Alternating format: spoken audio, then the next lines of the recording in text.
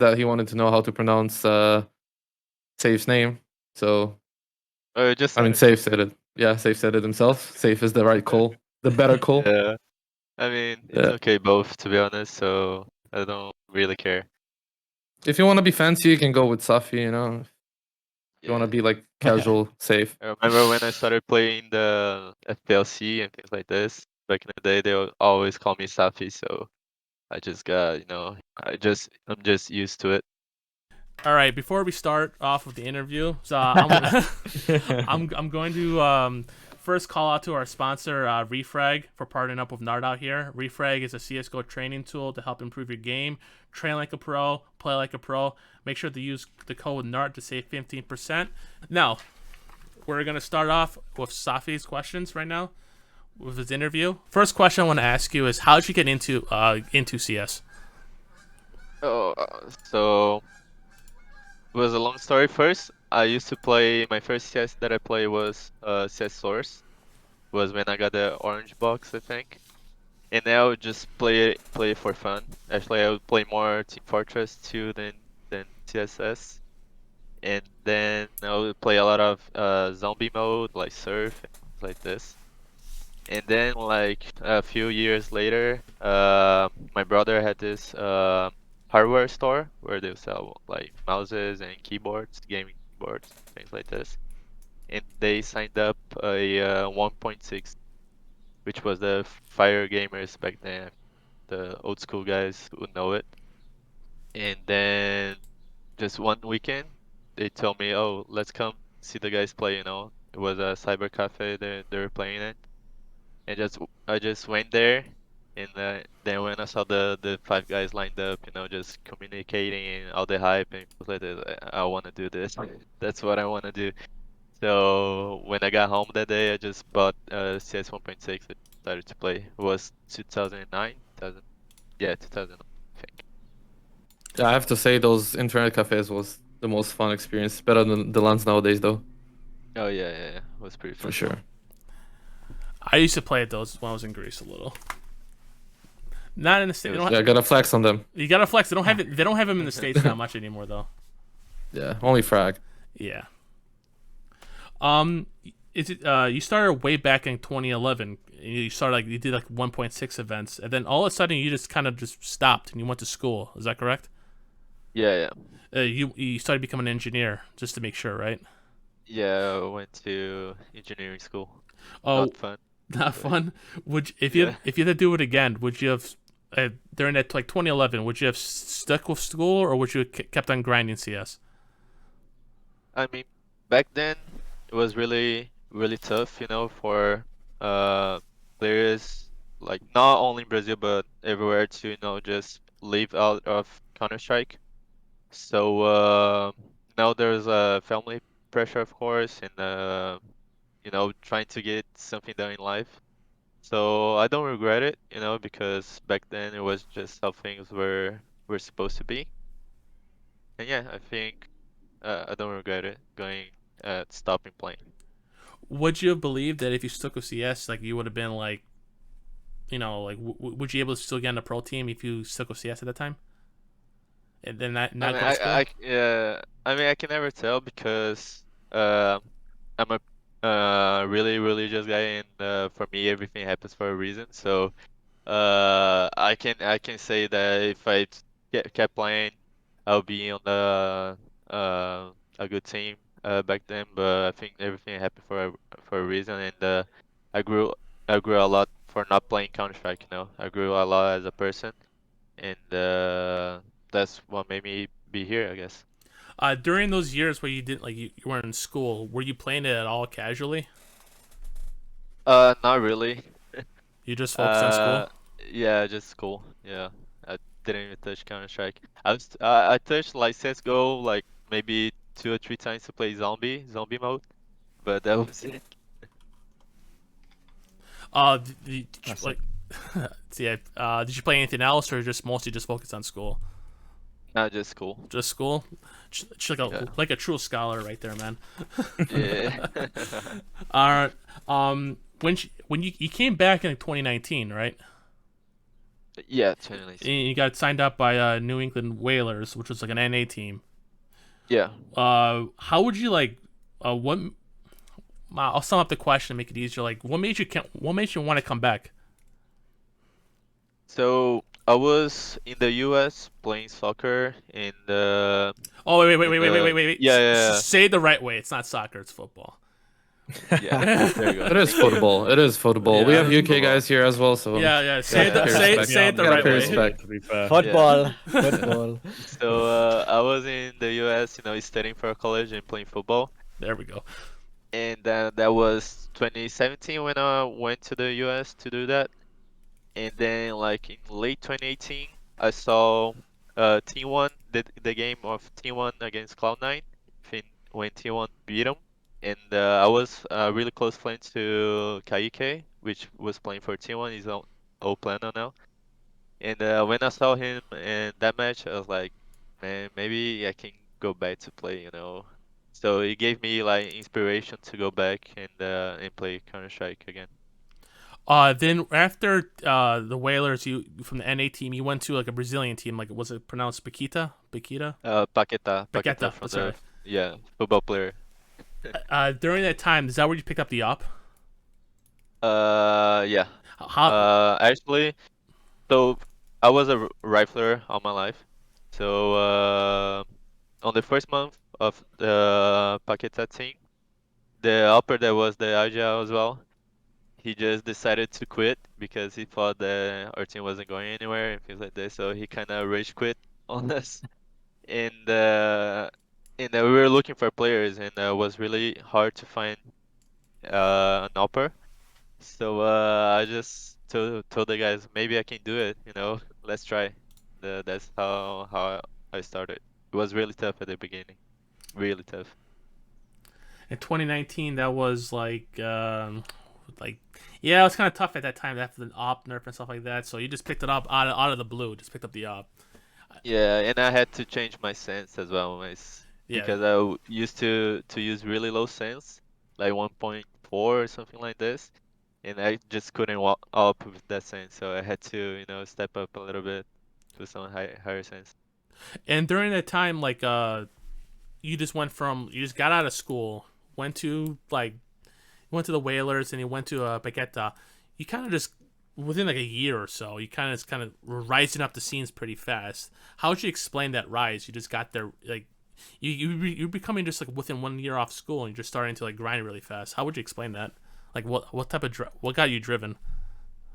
I mean, I don't know. I just started to play a lot, trying to focus on little things because it was a new game. Of course, I think I was a really good 1.6 player, but CSGO was completely different. So I had to understand the mechanics and things like this. So I remember back in the Whalers lineup, I used to watch a lot of Nico and Twist POVs because they were so mechanical. So I was trying to get that part of the game first before adapting to my game. So like angle peaks and things like this. So I was trying to understand the mechanics first, and then I think I just was working really hard. I remember when I switched to the op, and I was trying to learn a lot from players like Device, which was pretty mechanical as well with the op, positioning wise, and just trying to grind it out.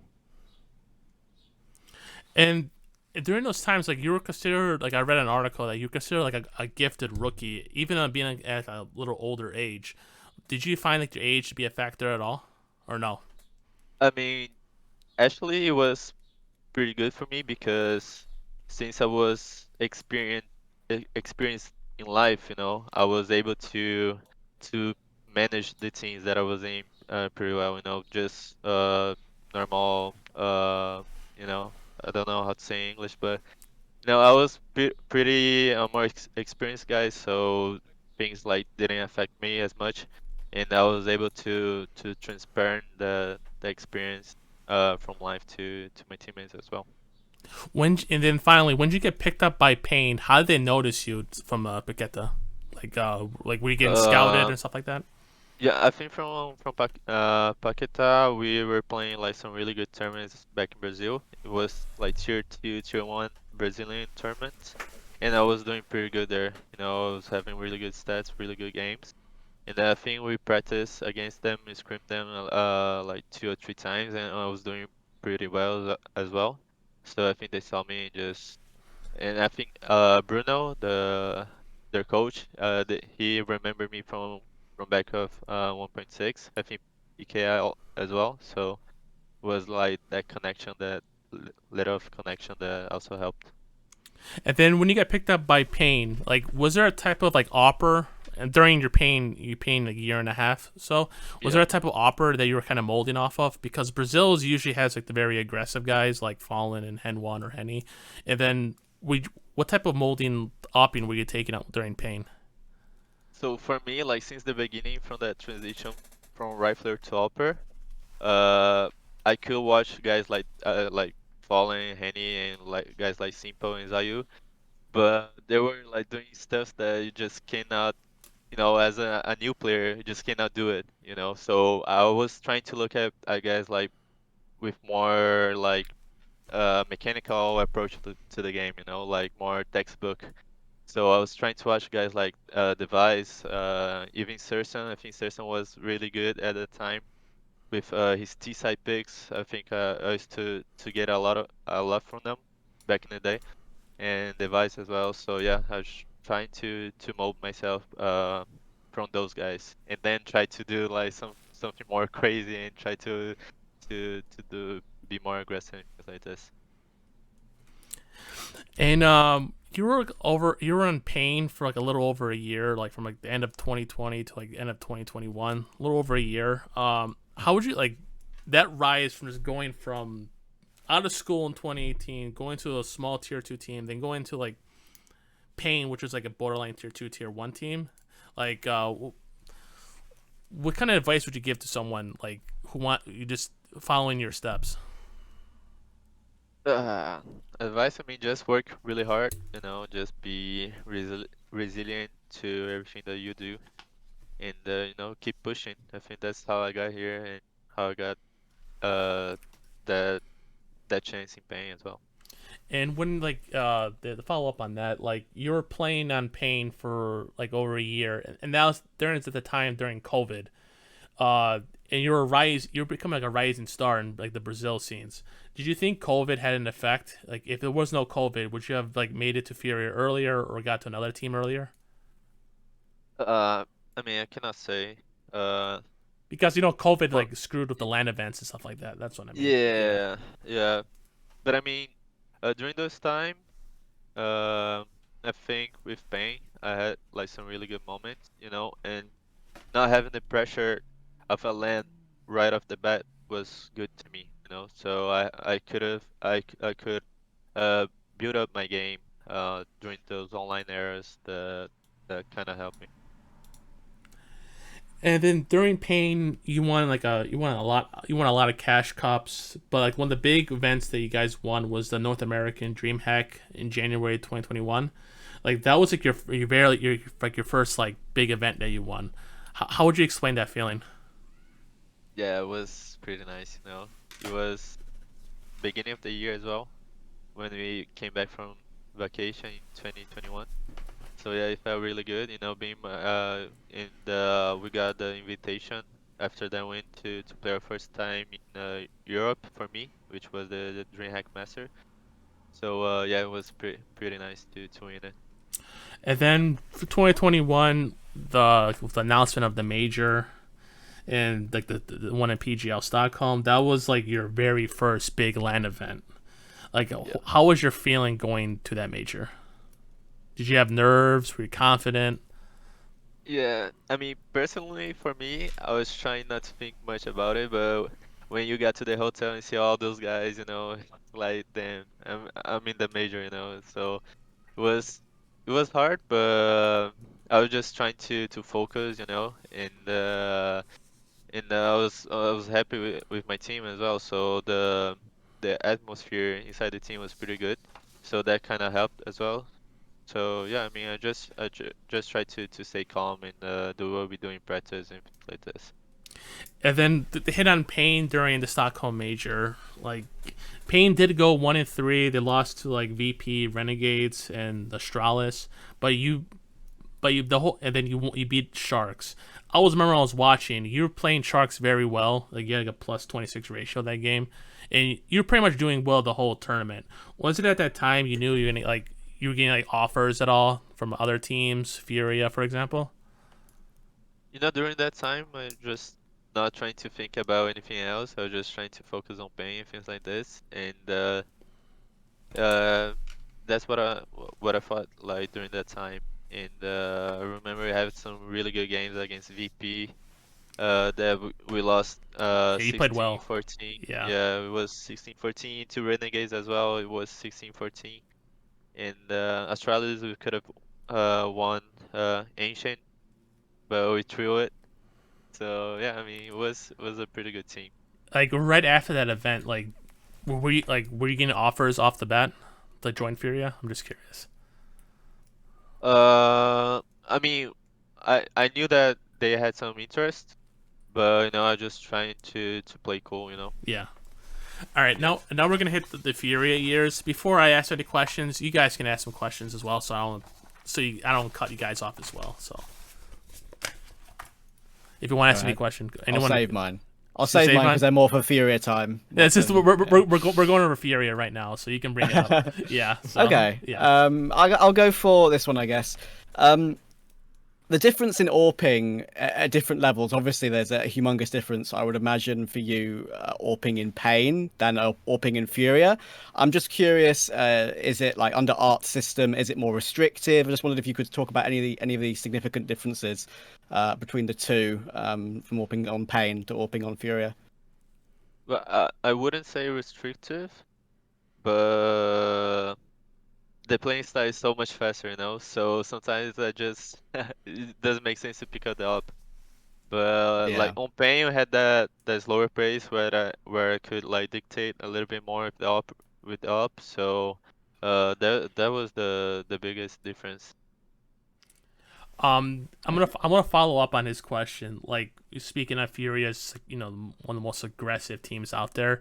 Does Art let you do whatever you want to do, like go for an aggressive peak sometimes? Like, does he give you the freedom? You know, more and more. And of course, I have Art on my team, and Yeah. I want to let him do what he wants, what he feels comfortable of doing. Like everyone knows him for those things, and I just like sometimes just try to support it. And but more and more, and not only like the other people telling me that I can do it, but me feeling confident of doing some stuff that I was doing tier 2, like tier 2, tier 1, but in doing now in tier 1. So there's a confidence level, of course, that you need to be confident of doing those certain peaks and things like this. And I think I'm definitely getting there, you know, feeling more confident with my game as well. Yeah, I mean, we had the pleasure of playing you both in Pain and FURIA, and I can say definitely that the impact from you of like earlier rounds was more felt on Pain, because I feel like it was more structured there for you Yeah.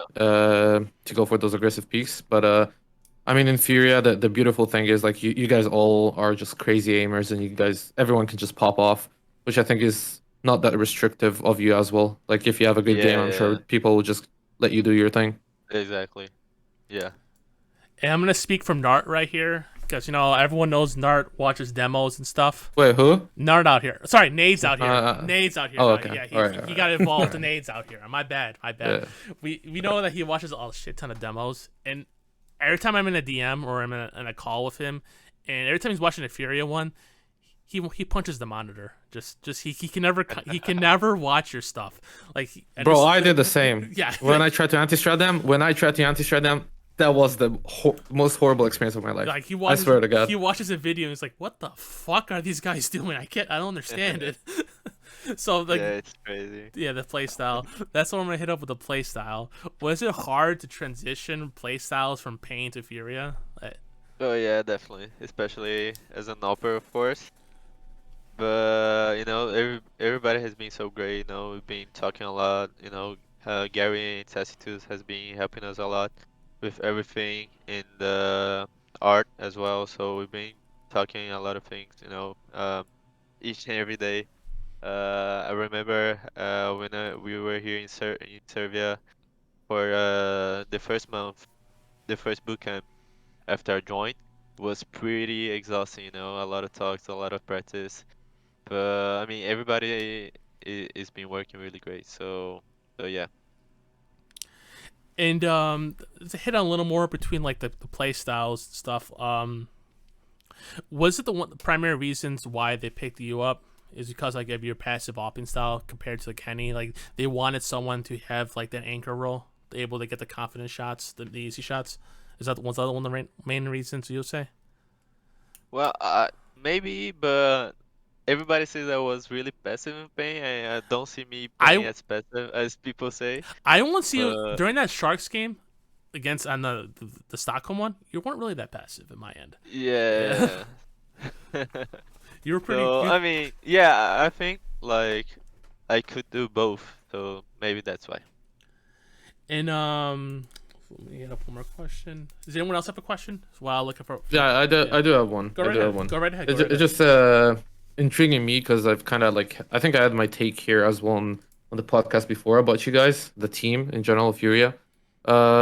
It feels to me that you guys are just like inconsistent in a bit, and I feel like you guys have spoke about it publicly as well. Gary mainly, I feel like I watched a couple of interviews.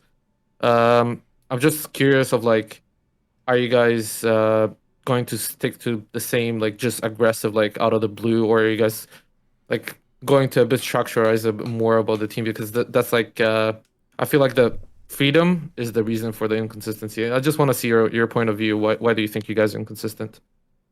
Yeah. So for the style that we play, if a guy just misses a tiny bit, it's gonna be a screwed up. So and if you see any team, uh, no team would be the best being really passive, and no team is gonna be really good playing as just aggressive, you know. So had to find that sweet spot and not lose our how can I say, our Identity. style, yeah, identity, and you know, find that sweet spot where you can balance things out, but uh the style that we have is aggressive and we should stick to that, but also find us the sweet spot where we can play passive when we need to. Yeah. So the answer is basically find the sweet spot, and then Yeah, how you the know, consistency comes from. also keep being aggressive, but also, you know, when we find like we have to find whenever we can play passive and we need to play passive, we can also do it. Yeah. I just wanted to get your perspective about it because the only one that's kind of spoke about it is Gary, from my knowledge at Yeah, least. yeah. I got a Yeah, I question. wanted to ask a little bit about like the Brazilian scene, Go right ahead. especially in that, you know, kind of like tier 2 level. Would you maybe hand some of the, you know, we talked about like the speedier rise and all that sort of stuff. Would you maybe hand some of that to, in my eyes, the fact that, you know, in South America in general, there's a lot more kind of tournaments going on, and then if you get to a good enough level, you can also cross over into NA a little bit, right? Like how does that work to sort of, you know, make it more like financially viable and just get more officials and, you know, learn from your region, etc. Like talk me through a little bit of that. So you mean like right now? Like Yeah, and I guess while you were the past, you know, 2 or 3 years, you know, that yeah, you've so back been in in the and out of day it. it was like just pretty quick, my passage through the Brazilian scene, because right after I joined Pain, we joined the NA scene, you know. Yeah. So I stayed there for like 6 months.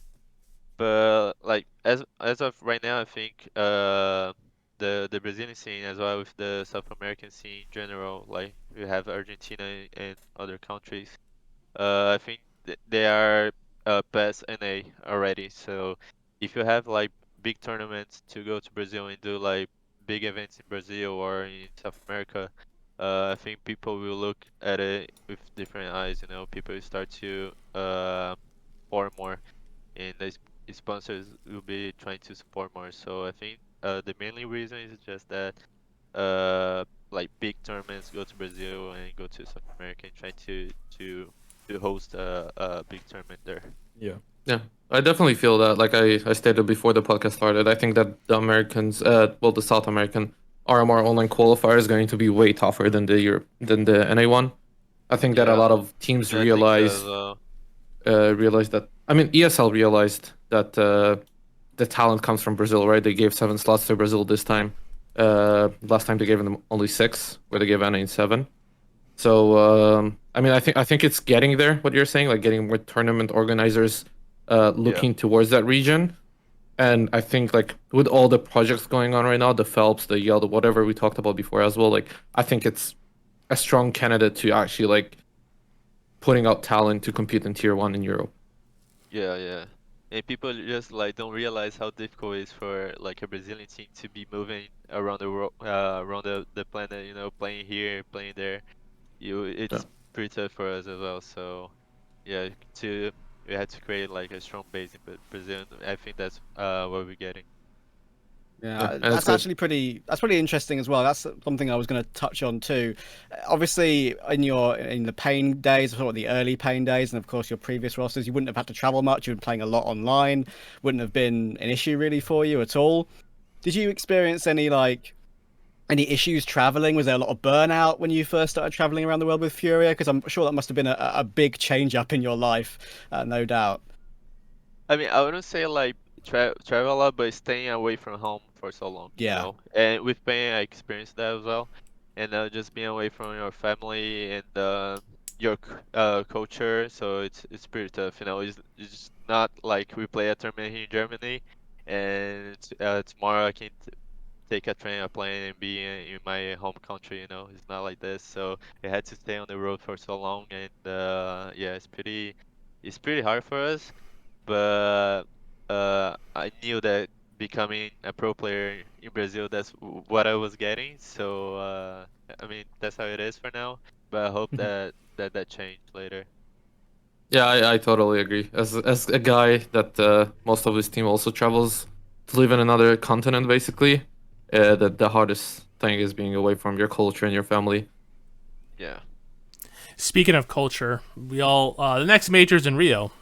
I want to know what are you guys doing to push to get into to push to get into that Rio major? Like what I want to know, like what's your thought process of the Rio major with the fans and everything like that?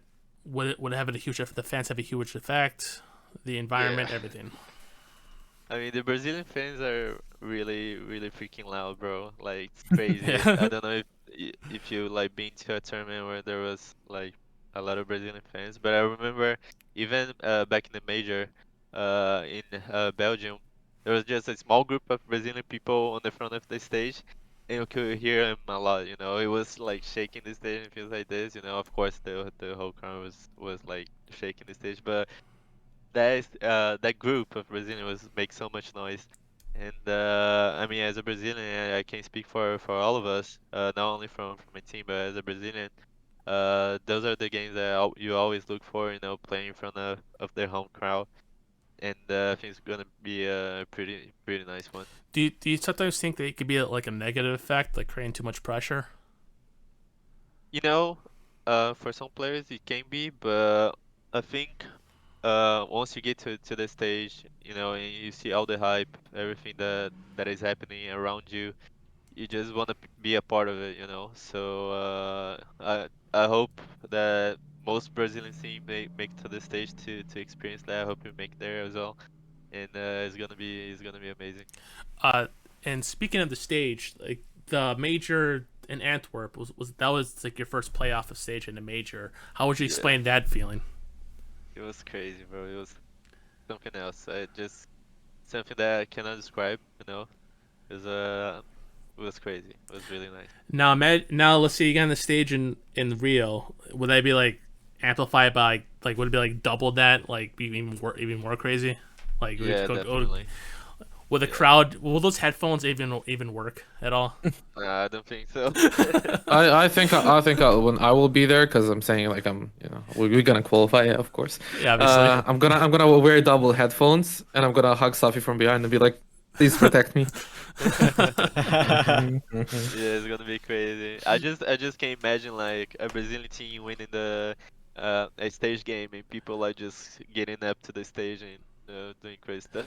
Because like That's what I imagine. I remember the last like big event was the one with like ESL Pro League. It was like against like SK versus Yes. Cloud9, and that was crazy on itself. Even though SK Yeah. lost, like and now if imagine like FURIA wins, like that the town's burned.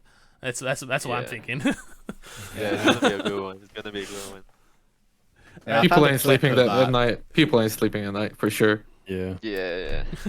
Yeah, I found a clip of that. I think it was actually the clip I'm thinking of actually I think is ESL One Belo Horizonte, I believe, as that well. one. And that was at a crowd, and I found the clip of SK versus Space Soldiers. I think it might have been their first stage game, and like Henry G and Steadicase are having to literally yell. And hurt, literally destroy their throat to get any sort of volume above the crowd. And I remember Stewie got like 2 kills and Fallen got 2, and just explosion. And it was the first pistol round of a BO3. So, yeah, I can't wait honestly to hear what it sounds like. Hear that every player, I would. Oh, your mic cut up. Sorry. Yeah. So that's the atmosphere that every player like seeks. So Yeah. it's gonna be amazing. Yeah.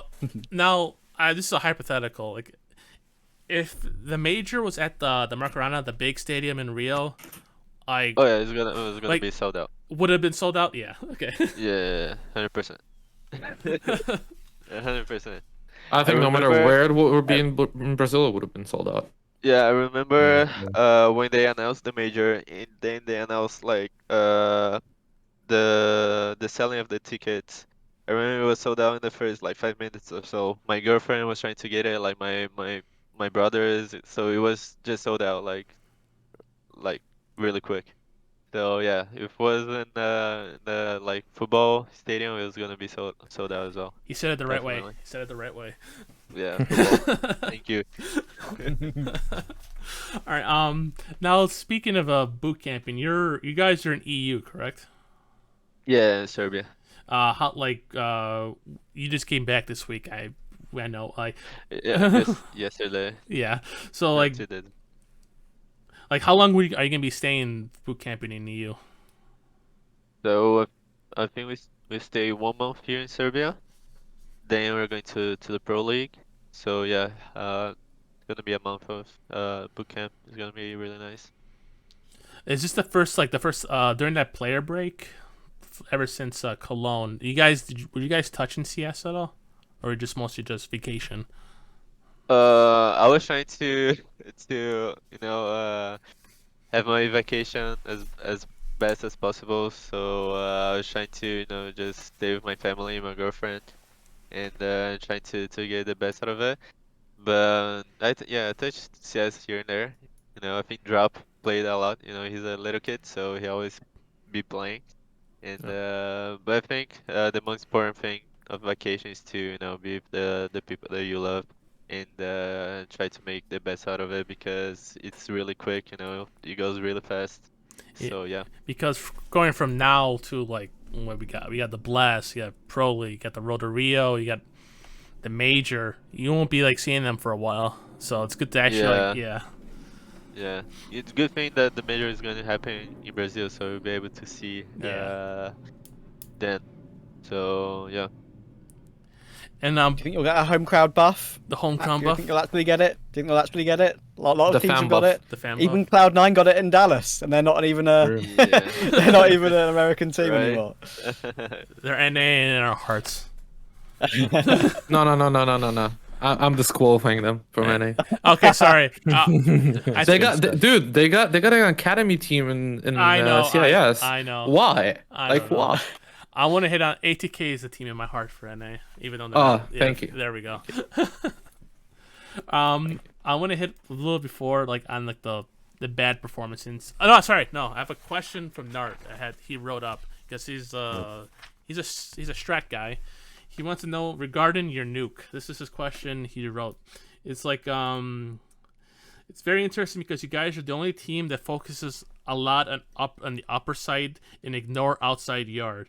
You guys don't really throw smoke walls. A lot of your opponents have caught on to this and have easily countered you. Is there something that you guys can fix on your T sides on nuke to incorporate more outside yard takes and lower takes?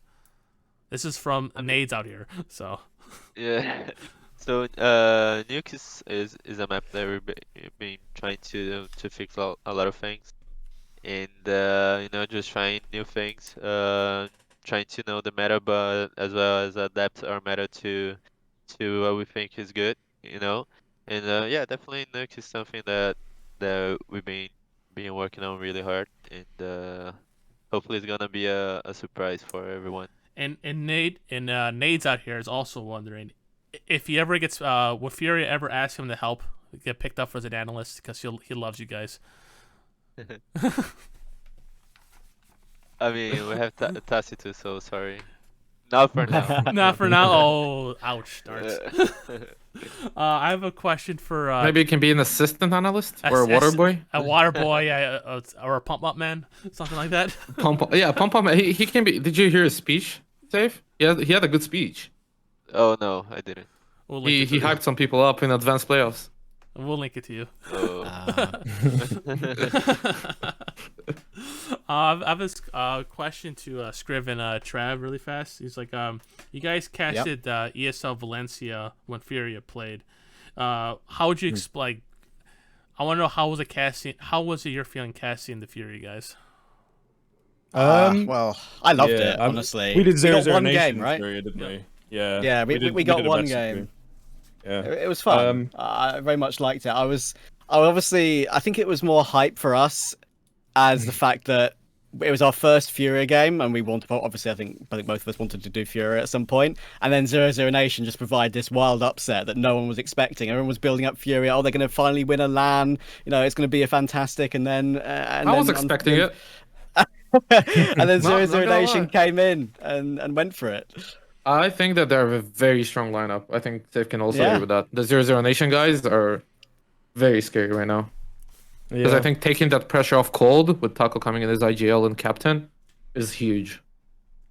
Yeah, I don't know. I think you know, for the event, a lot of the storyline was obviously like, you know, what's happened, FURIA and all this, etc. But on reflection, it's a bit of a tough, and I'm sure I guess Safe would probably agree with me here. It's a bit of a tough hand because you've got a best of one against Sprout who looked super prepared, you know, on sort of like an anti-strat sort of level. And that's just a best of one. And then 0-0 Nation had literally maybe like 2 or 3 days before the event announced who their lineup was going to be. So it's quite hard to know what you're going to come up against, I guess. If you know, we're giving caveats and stuff like that. I don't know. There was still some really solid like CS played. It just felt like maybe, I think what we talked about a little bit in the green room, and maybe you can attest to this if it's true or not. So if it was maybe like a little bit of, you know, testing the water ahead of Cologne, and seeing if they could, you know, try some different maps or some different sort of strategies or whatever. But definitely surprising, I think, to end up in last place, I'd say. Yeah, I mean, I can kind of like say from our perspective, maybe it's another question you can also answer because it's a follow-up. But for us, like we just played 2 finals with ATK, and our problem was in the last one that even though we didn't say it out loud, maybe it's what happened with you guys. Maybe you guys didn't say it out loud individually, but you guys already kind of in your brains thought that you won, and you put that pressure that you guys have to win because it was like your event to win, basically. So maybe that's what happened. But I mean, we gave you a couple options, but let's hear what actually happened. I cannot like say what happened. Or Oh yeah, what for sure, Yeah. for sure. Yeah, I mean, it just happened, you know. I think both games, Sprout game, also 0-0 Nation, they play a really good set, and we weren't that confident, you know, coming to them. I mean, of course, we're the favorites, but we knew that we had to put a lot of work to win it, you know. So because we was like going like a little bit downhill because we lost the Rubat to 9Z before going to Valencia, and I think we weren't on our best shape for that tournament or that month. Not only for that tournament, but for that month. And there was the map thing as well. We're trying to we've been playing Inferno really great during that month, during Prax and things like this. So, and I think we beat outsiders on Inferno as well. So we were feeling confident on that map, and we tried to pick in Valencia that map, but it didn't work really well. But I think that's just how CS is, you know. You try things and things doesn't work, so you're just trying to fix and trying to improve from there. Yeah, definitely. I mean, Would you surely it has say been a good experience for you guys in terms of Yeah, learning. and I mean Sprawl played great. The Inferno I remember, and also Zero Nation played really good CS. So props to them. Yeah, would you say that once you got to Cologne, then after you got through Valencia, we're like, okay, or we not the best what we wanted, but we can now go to Cologne and really put our foot down and see what we can do. Would you say you got what you expected in Cologne? Were you think maybe you probably could have beaten Liquid, or is it sort of yeah, burnout sort of got here, end of the season, get to the break and see what we can work on? So yeah, going to those tournaments, going to Rubat and going to Valencia, of course, we're trying to focus on Cologne, you know. We saw the Valencia one as a really good chance to win a LAN tournament, but also like a really good preparation for Cologne, which was the main goal of every team during that time, during that month. So yeah, I think it could have been different. I think the Liquid game was really close, you know, not only Ancient but Mirage as Very, yeah. well. Yeah, so it could have gone both ways, but we're definitely expecting to go to the playoffs. I couldn't play the Kato playoffs and neither the Cologne playoffs, which is kind of sad, but at least I made the major playoffs. But I mean, that's something that you know you try to learn from it and try to work even harder than before. So it was kind of sad for us making it, but I think we did the best that we could at the time, of course.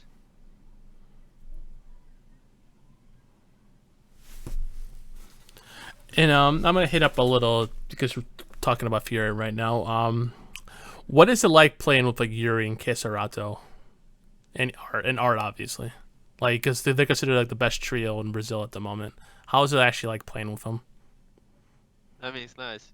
It's nice to have those guys around and not be playing against them. I got 16 no by them, so it's not really nice. Oh, No, not really nice feeling.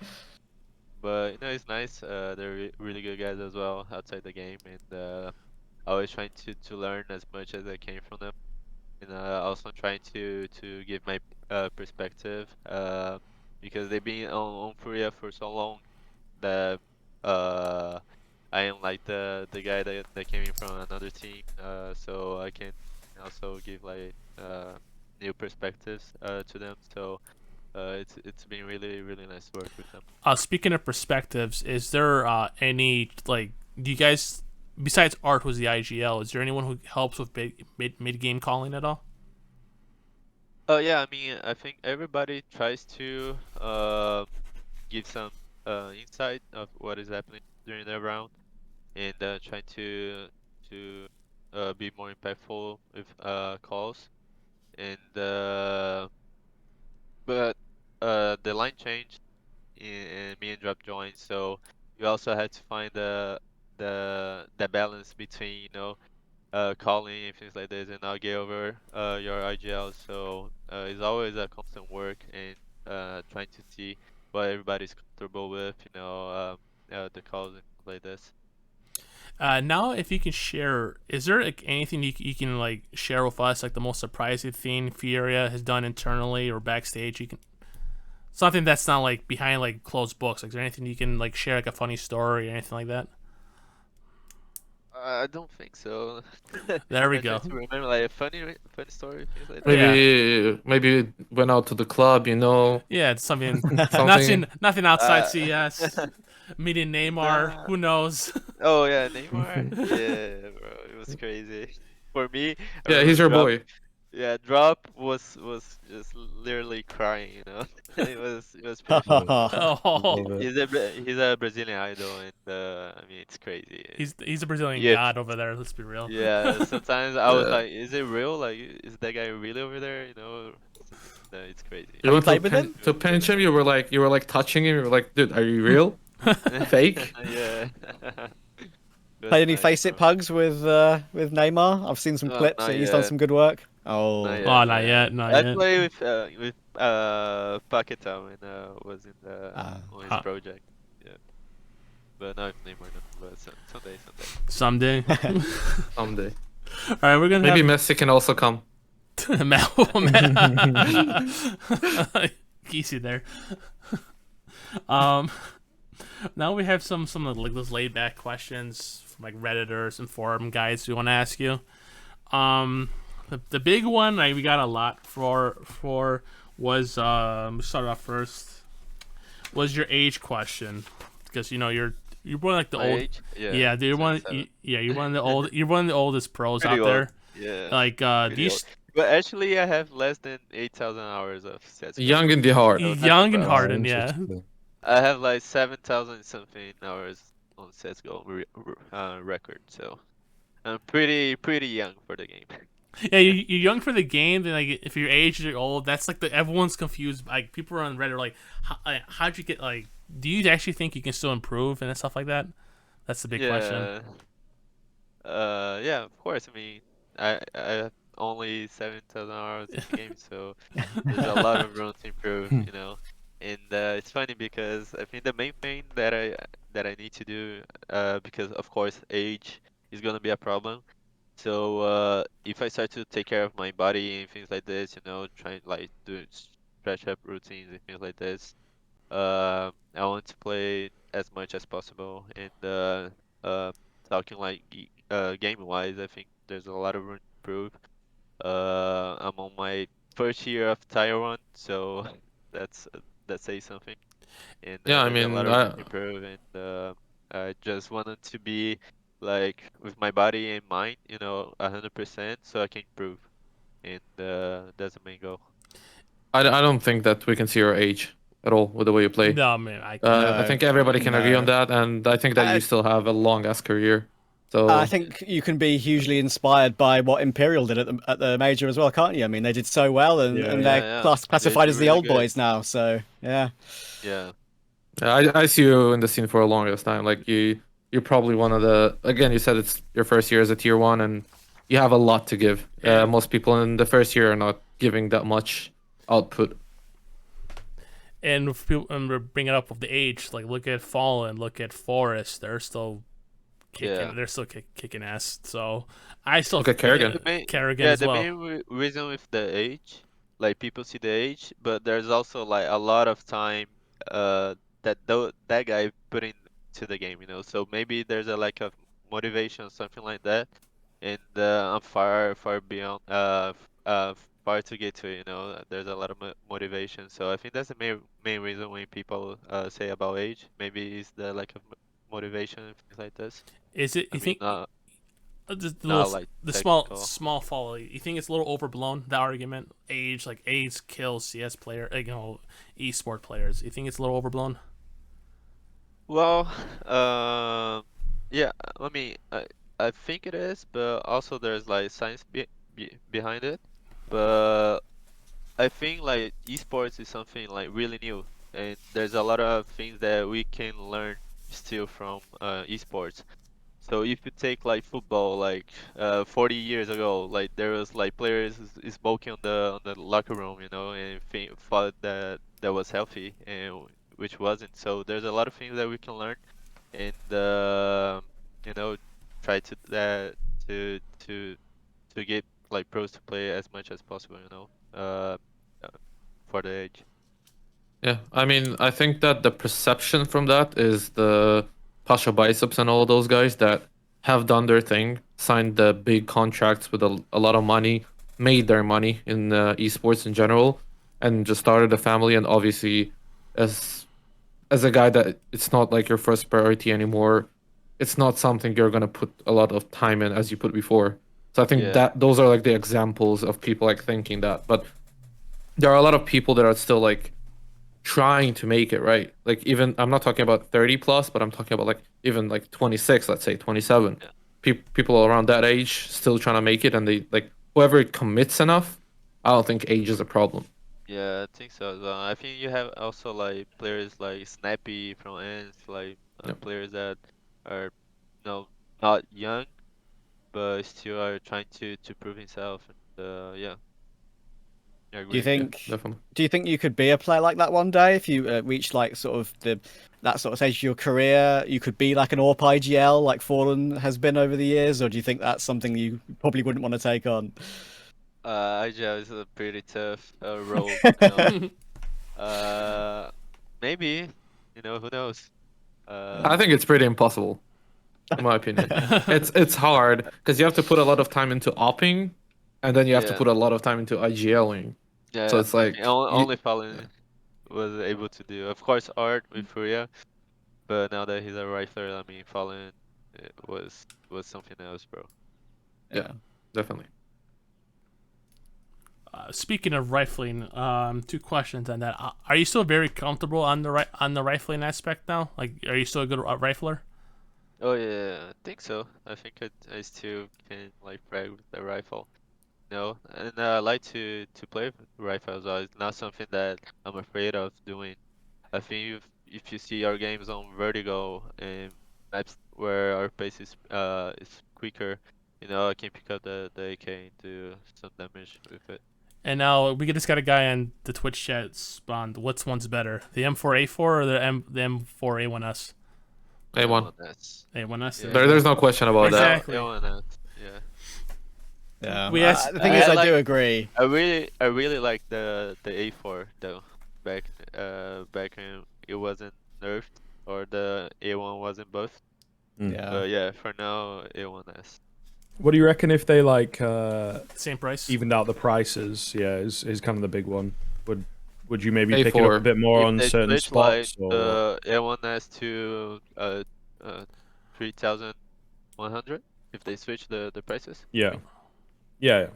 No, I think they can balance with doing so. I mean, I think the money is also something to look at. So I mean, it's tough. I think a lot of people or a few people will try to switch back to the A4 if the price comes down. I think you have pros like playing the A4 right now. Like you have like Zayu that play the last, I think Cologne. Bit also You have played it. also Bit, yeah. Yeah. So Didn't Be drop. better Yeah. for anchor spots, no? Like Yeah, as well. yeah. Just Yeah. 30 bullets. Just more yeah. ammo. yeah, And didn't definitely. did it drop use it too? He was trying to use it. He was trying to use it. He was he's a really Bit fan, so he tries to copy. But it was a gun that he felt comfortable with as well. So There are too many like benefits of using an A1 that Yeah. you can't really like yeah. just And take there- out. and I mean, there's the a- money, and amazing they skins. can't as see the well. bullets through. And- No, they can't see the bullets through smokes. And amazing skins. Yeah. Let's be real. Yeah, Yeah, there we go. I agree. With you. Yeah. I mean, you got a hull, so How's overrated? How's That's overrated? about it, though. How's It's overrated? also out of Nah. reach for the common gamer, you know. All right. Next question is who is someone you want to play like outside of like some like teammate that you love to play with on the teams outside of Furia? Like who you love to team up with someday? That's tough. I mean, of course, with all the Brazilian legends, maybe someday. I have helps as well. I have a lot of guys, but outside of Brazil, I'd say some of the any of the Australis guys from the back day, where they won the major, because I remember when I was coming back to CS, used to watch a lot of Australis, and that was the thing that impacted me the most. I think the Yeah, the things that they've done, vitality something safe. like Austral, yeah. Vitality save. They has a you there, bro.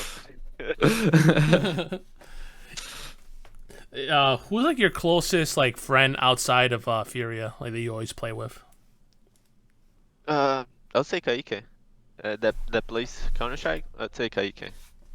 There's no Plano now. We used to play back in 1.6 together. We play the WCG together. I think WCG we play together. I think so.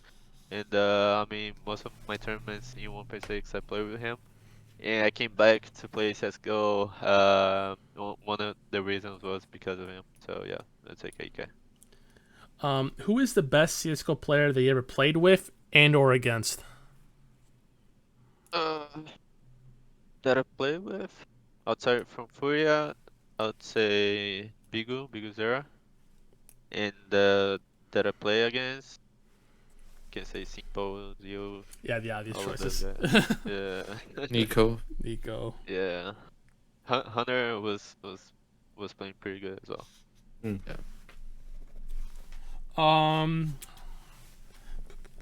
What CS:GO changes would you like to see, like a map change, gun change, etc.? I'd like to see a map change. What map change would you want to see? I mean, maybe bring Tuscan to Counter-Strike. I There we don't know. I used to love to play it back in 1.6, so I think it's gonna be a Banger. really good change. Okay, now what map we Yeah. want to get rid of? Art I would hates say Mirage. overpass. I mean, I would say Mirage. All right, No, Don, no, no, no, no, Don, no, Don no. has you approved. Listen. Don has you approved There we right there. I haven't played Mirage for so long. Like in Pain, we didn't play Mirage. So and I actually hate this map. I used to hate this map. I start to love it now, but I used to hate this map because I didn't play Bug that much, and Mirage is a Bug map, and I didn't like it. But I'm starting to like it. So maybe those two that we don't play here. Yeah, I used to agree. love. I Yeah. agree. I I agree. used I to agree. I used to love those two. I used to love those two, but we don't play here, so maybe take out those two, put Yeah. like Yeah. some Tiscan, Yeah. maybe For bring me- Train back. But For me, yeah. Mirage has more. It's still there and it provides more exciting matches. I just don't think Dust 2 Yeah. doesn't really provide anything really Yeah, anymore. I know. yeah. I was reading that Art. I think actually I asked him on Twitter and he replied. He said that Art hates overpass. Do you know the reason behind that? Because it's good for an AWPer. I think you probably would love it on CT especially. Yeah, I like it, but I think Overpass is a map that is so open, all the rotations that can happen, especially on the T side. So I think that's why. Okay. What about old school Cobble? Oof. Bring it Yeah, back, baby. Bring it back. I've never played it, Oh. Trust yeah, you. Oh, Lord. that- Oh. when I started to play CSGO, there was no Cobble, no. I think there was a little bit of cash, but like Cobble, right at the end of it. Cobble and Chicken Coop safe. That'd be your spot right there. Yeah, Yeah, that's true. I mean, I used to watch a lot of like highlights from SK and LG guys, and it was They were so like, good. Yeah, Yeah. So yeah, That was maybe I great. mean I think it needs like some change, because then you have like to learn the map and study the map, and it's a really nice feeling, to do those stuffs and create new metas and things like this. So yeah, I think they can change Yeah. like 3 maps in one Yeah. shot. They can do it. Like they should do it. Bring Yeah. Kobo, Tuscan, and Train back. So, Nah, I they think- won't I do it. It's too much, I dunno. think. yeah, the new but at least one. Cobble. The new Cobble is Yeah, also well, I really mean- bad. The Yeah. A-site Cobble Yeah. is awful. The old Cobble definitely has like nostalgia bias. Like it's not as good as people really Yeah. think it is. But yeah, I would like to see it back just altered slightly. And I also agree with I was Safe a menace saying on I Train. think it should be back and Train playable, Train though, good at as the very well. least. Train very Yeah. good. And a good It's example kind of annoying you of it can't play it. was when they brought Ancient, and a lot of teams are playing Ancient right now, and I think it's a really good map. Now with all the changes that they make as well, so I was trying to improve the map and the gameplay, so it's nice as well. Is there any more Yeah, I think Ancient is really good now. Is there any more changes you want to see on Ancient? I think it was pretty good, but like maybe definitely something to the A side. You know, Yeah. I think it was way too overpowered that they closed the entrance there that you could see done it. So maybe some tweaks there, but I cannot say from top of my head. Like maybe I should take a look at it, but I think they're doing a good job with it. It's pretty balanced. I just say A is a bit At a kind of like box. hard now. At a Yeah, box. it's kind of hard for like for one player to play it. Like you kind of have Yeah. to give it up. Yeah, it was definitely hard. Another guy asked, what plans does Furia have after you guys win the major in Real? Go party. Yeah, go celebrate. I'll be with my family, so all the single guys can do whatever they want. There we go. I mean, you can still Good party. You can still party. Good answer.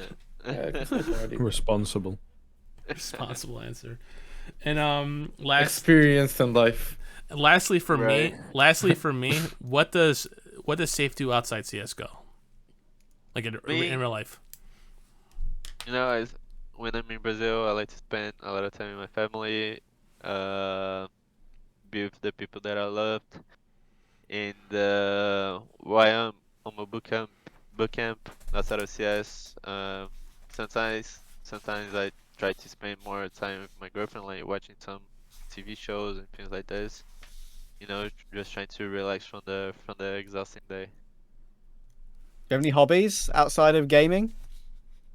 Yeah, I used to play football, but I don't Yeah. play it anymore. You know, it's kind of strange for me. But I mean, it's nice, you know. But yeah, I mean, besides from that, like when we're on a long break as well, I like to play some other game. You know, I play like Sea of Thieves and things like this. And Sea of Thieves is go to. yeah, it's really good. And I used to play Dead by Daylight, which was pretty nice. That game's I fucking like fun. it. Yeah. Yeah. Great So, game. yeah, I mean, I'm a pretty geek guy, you know. I like to Are you play games. are you a weeb at all? Oh no, There we go. Oh no. Ooh. I don't even know what that means. So Oh, that's why- are you? Oh, Are you? Do you like anime? Do you like anime? Do you like Oh anime? no, is the no, question. no. There, see, yeah, Hey. there we go. Yeah. Is it- What do you mean? You can't call out my boy Flames. You like that? He was literally watching One Piece in that Steel Series tournament. I don't know if you saw it. Yeah, I saw it. I did, yeah. Is there any more questions for Safe before you guys go off? You guys anything else? Yeah, hair routine. Yeah, it's a question. What is it? Ask it again. What do you do with your hair? Do you wake up? Do you put like some? What do you do to it? Nothing, bro. Just you know, wash it. Oh, so he's got good hair Shampoo it. genes then. You just Like- Oh yeah, That's a W.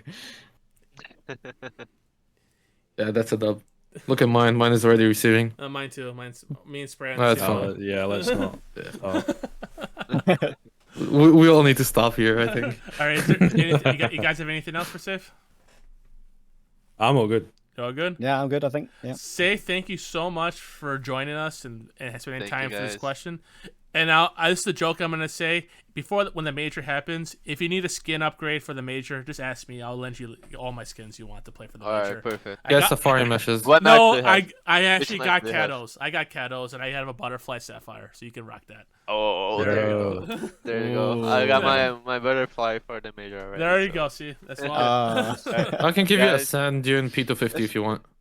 All right. I Alright. can rock that as well. Yeah, pleasure, guys. Thanks, It's been a everybody. pleasure so much, Yeah. man. Cheers, dude. Pleasure, Cheers. pleasure. Cheers, Spray, everybody, Trav. Right, Take cheers. care. Take care. Appreciate it. Bye bye. Have a good one.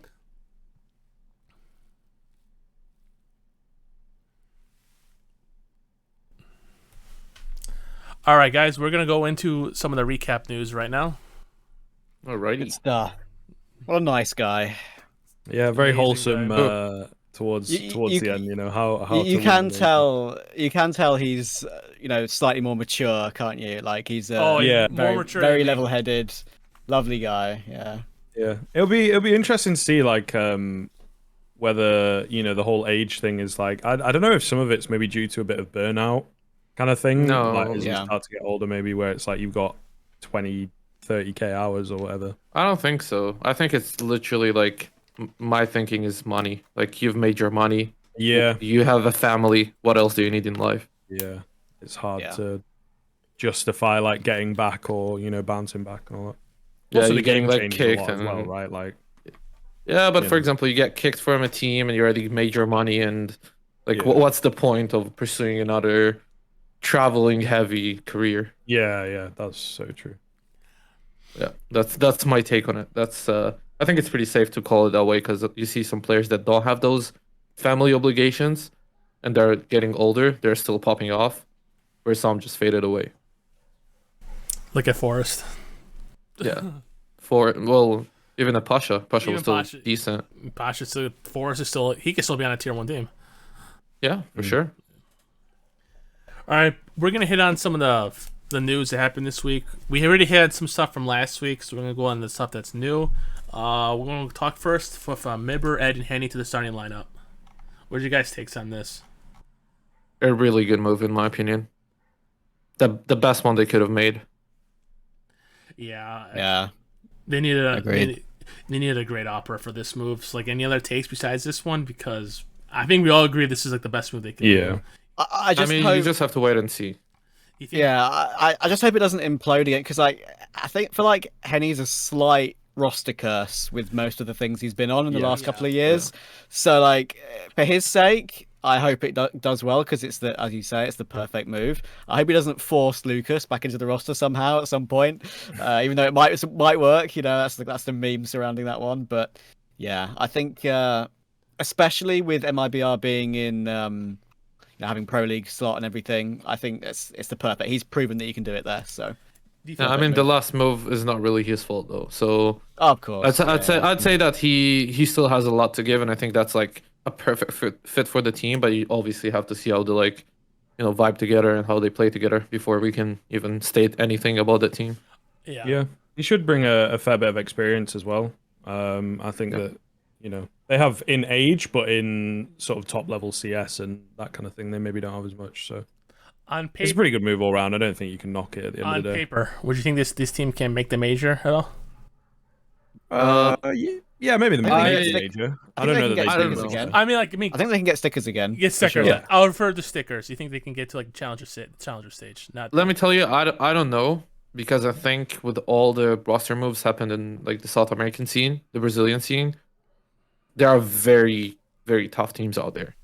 True. Like really tough teams out there, and I think that Pain is a strong candidate. I think that Plano is a strong candidate. I think like every top Brazilian lineup is a strong candidate for that, and you only have like a few slots. And then you need to slot in like Complexity and Liquid, and you need to slot in like I don't know any other team that can upset any of the Brazilian teams as well. Perhaps us. I'm not gonna say it, but perhaps us. But I'll say it. ATK. There we go. He can't. I mean, say it. we definitely can, but the thing is like it just got that much more like stacked there that I don't know if it's like for certain they can make it. And what about EG? You think with all that lineup as well? I don't think they're gonna make it. Oh, shots called. Yeah, but Nealon, the promised hero. I like the guys there, some of them that I know, but I don't see that lineup working out. Yeah. So we all agree that like Henny and his team is MIBR. Yeah, A huge it's- upgrade. They could probably It's a make plus move. plus move. They could probably get the challenger stage, and just 8 out of 10. 8 out Yeah. of 10. 8 out of 10, 8 yeah. out of 10. It's a bit of a shame. I think Cello had like a few tournaments, didn't he, where he looked like decent, Yeah. but I just dropped off. I So just yeah. hope he doesn't push Lucas on the team and it kind of messes up. I don't think he will. Yeah, that's what I hope not. No, I don't think so. That was You just a was- joke more than anything. Was Lucas on Godsent at all? I think early-ish, No. but I don't. No. Yeah, no. yeah. So I feel like that roster's stuck around for a fair while. Yeah, So I'm pretty sure it's just a meme at this point. Yeah. it is. I mean, I heard that he was going to make a Brazilian team with Lucas, but obviously he joined the MIBR, so Yeah, I think the last one was what 0-0 Nation, like Yep. end of last year. I think the last time they were on a team together. Pretty sure. Yeah. So I'm pretty sure he won't like push him in. I think that this lineup is perfect the way it is. Obviously, we need to give them time and see how they actually perform. Sure. And we're gonna move on to more Brazilian news that has happened, and it's with Fluxo entering the CSGO with a new lineup with Phelps, VSM, and Lucois. I can't pronounce his name. We'll go to the lineup. I couldn't tell you. I couldn't tell you. With Lux, VSM, Phelps, Woody 7, like Lukowski. Lukowski, yeah. How would you guys take your take on this on Fluxo? I'd say Woody is a good IGL from what I know. Yeah. Phelps, obviously, great player. VSM, I mean, great player. The other two, I'm not as familiar with. Like, I haven't been against them or seen them that much. But the thing is, as I said, like there are a lot of stacked rosters, and I think this roster can compete very well with like the MIBRs, the Pains, the Imperials, and stuff. Like you do have the experience and the young guys here, like combined. Same with the Plano roster. Like it's just a mix of good individuals, but we need to see how they actually like put it together. I think there's a fair amount of teams sort of cropping up in this. You know, if you're a fan of Brazilian Counterstrike and all that sort of stuff, it's actually been a pretty good player break, right? Where maybe there's been a few complaints that some of the moves for, you know, international CS have been kind of mediocre. So I suppose like domestically, there's a lot of impressive teams maybe breaking in if they want to, you know, make that shift over to NA. But I don't know internationally. I don't know that a team like this will do all that much, right? I think that's kind of where a lot of these Plano kind of the same, right? There's not a lot of waves being made outside of their own region, but within their own region, increases competition, could indeed top it, and you never know. Give it a year or two, right? You might see. I think at the moment the way that their ecosystem works is one or two of the players might get asked to, you know, go on to FURIA. Maybe a Pain is like the next rung down. So I mean, I think this region is going to start producing international talent, in my opinion, from the way that it has been going right now. I will tell you that with all the teams that have been formed right now, if it keeps going that way, obviously I think that it surpassed NA by like a margin at this point. A margin? No, you can say by a shit ton. It's I think as well, if you're an NA org, you surely have got to be watching some of these teams and give it 6 to 12 months, pluck a few of the English-speaking solid players, and you know just put them in your own lineups. Really, yeah. For sure. That'd be the smart move. Totally agree with that. One thing I want from this team is just Phelps to be sick, basically, because like he was honestly, I think he's one of my favorite Brazilian players that isn't one of the, you know, like major winning and like FURIA guys, I would say, because every time I've watched him, like he has sort of a cerebral sense of sort of play. Do you know what I mean? Like there are some players which sort of just they hit different and they look different when you watch them play, and Phelps has always been one with just they play different against you as well. But yeah, like especially on the Godsent team, like he was not necessarily as consistent maybe as he was in the past, but he was just a really good part. It was a shame that when he had to be dropped, I think it was due to health problems or something. So now he's back. I really hope he can do well. I really do. Yeah, I'm also very happy that Phelps is back. I think that he's an incredible player. Well, I say with how loaded like the Brazil's getting with like MIBR, Fluxo, Plano, it's this region is just gonna get so freaking competitive. FURIA, Sharks. Yeah. I didn't even mention FURIA. It's, you know, FURIA is FURIA, and like 0-0 Nation, Imperial. Like look how loaded that shit is. And NA's got Liquid, and like it's just, hopefully complexity. Then maybe one of the EG lineups like the Halzerk era. Maybe ATK in the future. Halzerk goated. Like it's just like how competitive Brazil is. Like I want to see. Yeah. How would you guys rate this team so far? You know it's way too early, but we're just giving a hot take. You can act smart right now. As it's more an unknown, I'm gonna go 6.5, something like that. Yeah. I'd go for 6. A solid 6. Solid 6. I want to be for starters. I'll be a little more optimistic. I'll give it 6.5. Not a rookie number. Like you guys. I mean, they still have a lot to prove, so we just have to see them on the field. And then we just hit up on the other team with Plano. Well, here we go. There we go. With KNG. Yeah, that team I really like, honestly. KNG returns. I love KNG. He's so fun to watch. Yeah, he is. And they have. I don't think Sorry. Yell as well. Yeah, Oh. that's what I was about. Yeah, I'm literally Yell's a on bit- the same wavelength as you. Yeah, I mean, I really like Yell.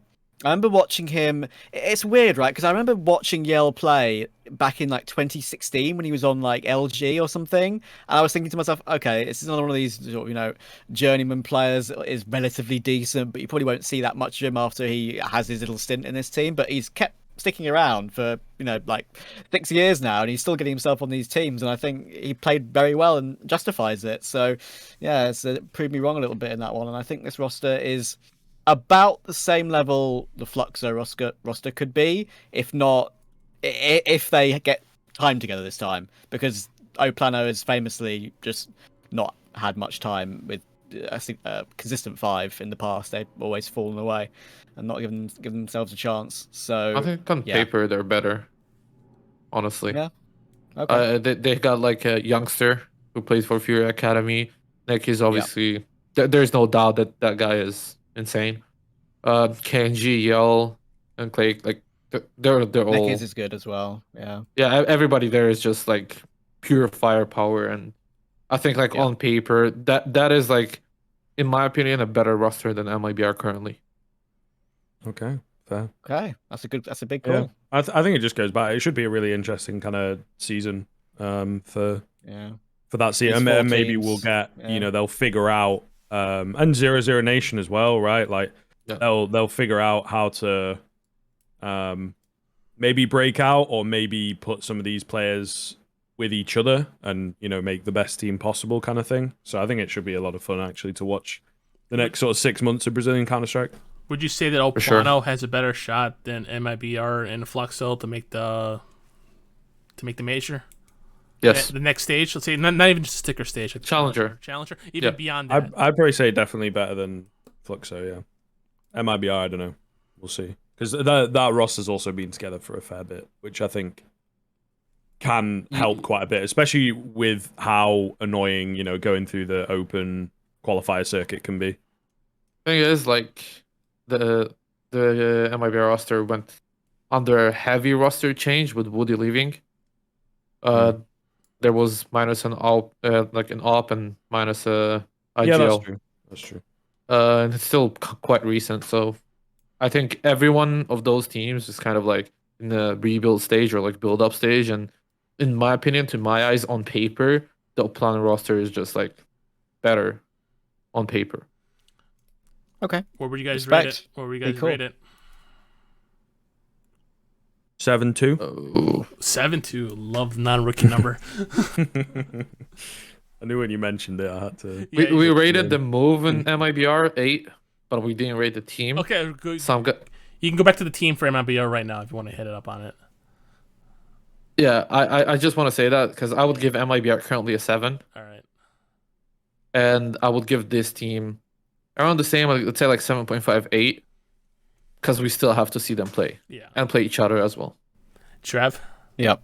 I would also, for me, I would give it ever so slightly more than what I would say about Fluxo, because again, same thing, not singles. Maybe 6.6, just because KNG's fun, extra fun.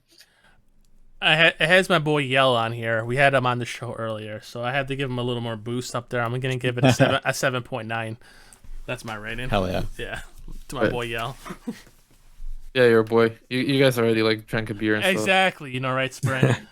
Whenever you come here, we'll drink a beer. Yeah, for sure. Not one. No, not one, a whole case. No, Nard is going to drink one. No, Nart will probably pass away and die after one beer. And become nades. All right. The next one we're going to hit on is the Movistar Riders picking up Martineza after they just departed with Sun Pius. I mean, does anyone know who this guy is? Yeah, That's the thing. I know the guy. I think that he's quite unknown to the general public, but he has been grinding like all the Faceit leagues and stuff like that. He has been known around the scene. I think that it's a great chance and that they're taking like a youngster who didn't like have that pressure on him and building him up into like molding him to what you want him to do. Obviously, the guy has great skill. You guys are gonna be able to see that soon, but he has a great skill, and you will be able to do whatever you want with the guy basically joining that caliber of a team. Yeah, it's very, very big shoes to fill. I think, you know, individually, Sunpius has got potential. He's kind of at that stage of potentially being one of the best AWPers in the world. But that team, I feel, relied on him so much. Yeah. Between him and Alex, really. Mopos as well, I guess, right? But a lot on the AWP, which, you know, it's CS or whatever, but I think a lot more than a lot of teams at their level needed him to kind of pop off. I guess what we have seen from them recently actually is the fact that the rest of the team has been able to hit a more consistent level. So we'll see what happens now, whether that is sort of around Sunpius or whether it's just, you know, a slight honeymoon period or whatever you want to say. But yeah, I don't know. I really don't know. I don't know anything. I like the move. About I this like guy, the move. so I can't really say much. Yeah, I mean, in my case, if you look at it from a basic standpoint, like a sort of outsider standpoint of, as you say, not really knowing, not having seen him play before, it's what's more impactful to a team, losing your star AWPer or losing your star rifler? I would say in this current state of CS, I would honestly say losing your star AWPer, especially as some players have been the most impressed with him for a long time. I think ENCE is a very good step up for him, and we'll get to truly get to see if he can do it. Even though we have seen it with Movistar's runs in Cologne, for example. But yeah, I as you say, I think the riflers, if he can stay to sort of a good enough level to support the riflers, if you get what I mean, and not miss the easy ones, for example, then I don't see any reason why Movistar can't stick around, you know, high tier 2 and stick in Pro League, for example, sort of the bottom end of Pro League. So yeah, I mean, I agree with Skriv. We've watched a lot of Alex, Mopos, Daffy and Deaths. Deaths even played incredibly well in Cologne, which is his numbers were above and beyond what we usually expected from him. Alex caught him calling around himself on nuke, just pushing outside and getting constant kills. It's just remarkable to watch every single time. So I think it still is going to be okay, but obviously maybe 10-15% less of a threat than they used to be. I don't really agree with that.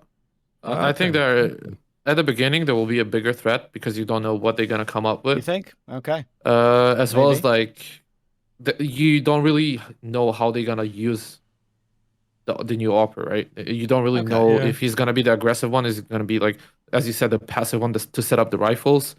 Is he gonna have the skill to compete with tier 1 and hit those shots that he's gonna hit against any other tiers, for example, or even in faces pugs in that instance? But it's a lot of question marks, and I think that generally with the project of Movistar, we can see that they gradually improved and slowly like build their brand and everything, and I think it's a good faith for us to have for that roster to bring out a new guy and build him up.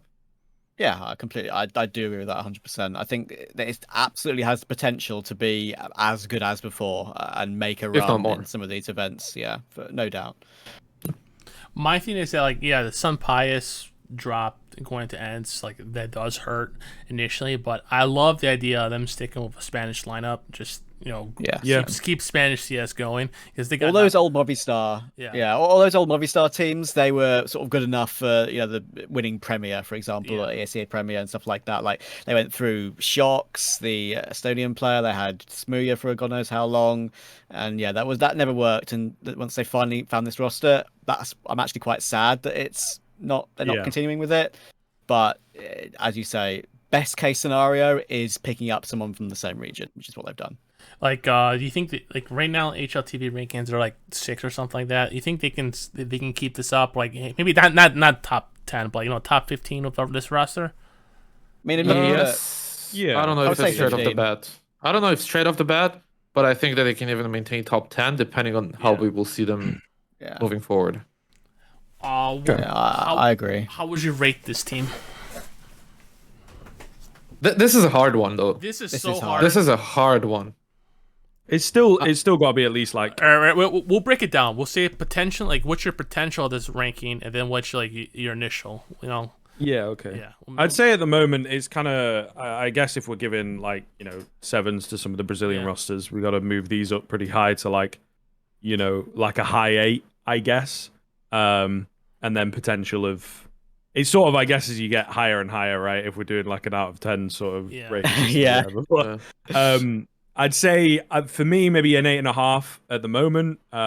You know, from my perspective, just looking at 4 out of the 5 players from the previous roster, and then maybe like a 9 or just over 9 in a few months' time. If if this new guy is solid, doesn't have to be exactly the same as some players. I honestly, kind of looking at it, I don't know. This might be a bit of a crazy take. Yeah, there's maybe potential. I could have said actually some players possibly should have stayed with this team. I don't know that ENCE. I think they might be one of our teams after the player break that start to drop a little. Decline. I agree. I think that's a good call, honestly. Yeah, I really I think Movistar Riders would... could have been a team that would like overtake them as the watch out for these guys. They might upset you with the run in this tournament, you know. Perhaps, but you have business involved in it as well, right? Sure, for sure. But in general, I totally agree with your take and your ranking, and I think Trav sounded pretty on the same page as well. Yeah, for ranking terms, let's say I gave Movistar with some bias a 9. Let's say I give this team, having not seen their new AWPer play at all, we rated some of the Brazilian teams like 7. I'll give this, an 8 or a 7.5 or something. Like, so I'll do because Continue. Finish your point. No, I was done. All good. Mine was like, since losing some bias, which was good, and picking up an unknown, I'll give it like a little lower rating off the initial, like around like a 6. But I can get proven wrong with the lineup that they have. Pick stick in Spanish CS, and they can improve. I'll go up as high as like a 9. I'll start initially low, but I think they can go. They could be a 9. Yeah, fair. Yeah, understandable. That'll be my take. Since we just hit on with Sun Pius, we'll go with the ENCE lineup, lining up with Valde. Oh, tell you what. If there's anyone that disagrees with this, Spray, the way you're off camera right now scares me. I blew my nose. Okay, good. I thought you were crying at how bad this move is. No, honestly, if anyone disagrees with this, then I'll be shocked. This is the perfect opportunity for Valde. Full stop. Yes, I'll give you that. I think Valde in his current form, I think he's one of these players that is still kind of like JKS, right? Where he's riding a lot of, hype that was behind him a few years ago in the North rosters and everything. And then into OG looked good, but couldn't pop off because that team never really worked or whatever, couldn't become a top 10, top 15 player rifler in the world. So I don't know. I don't know, to be honest with you. And especially with the way that Spinks was playing. And again, the same sort of argument from Movistar Riders, how important he was for that team. I don't know. Some Pius coming in, I think, is an upgrade over Hades. So I'll give that. So it's like the balance of importance of, do you need a star rifle or a star AWPer or whatever? I think previously they worked with a rifle, and now they're probably going to angle more towards giving more resources to the AWP. But still, I don't know.